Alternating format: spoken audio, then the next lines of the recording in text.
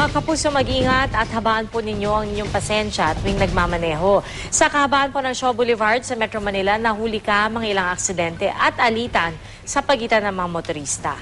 Balitang hatid ni Emil Sumani. Dala raw ng volume o bilang ng mga motorsiklo at sasakyang nagdaraan isang Shaw Boulevard sa nakakapagtala ng mataas na bilang ng aksidente sa araw-araw ayon sa MMDA.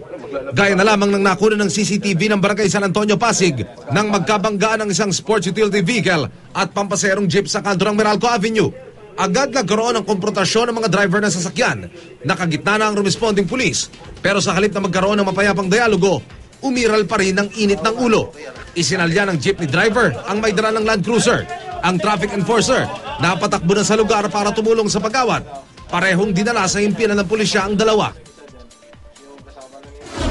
Sa kuha namang ito, makikitang isinampa ng rider sa bangketa ang dala niyang motorsiklo para makaiwas sa mabigat na daloy ng trapiko.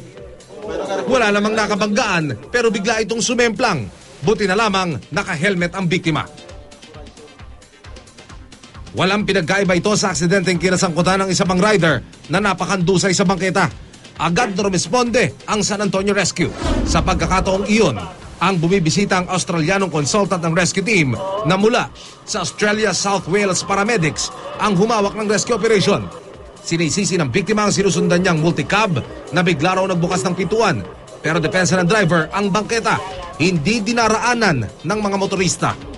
Ang sidewalk is para sa mga tao, hindi para sa mga motor. So kung natatrapiko, anong dapat na ipamalas nilang ugali? Pag natatraffic, maghintay at wag agad na mainip. Emil Sumangil, GMA News.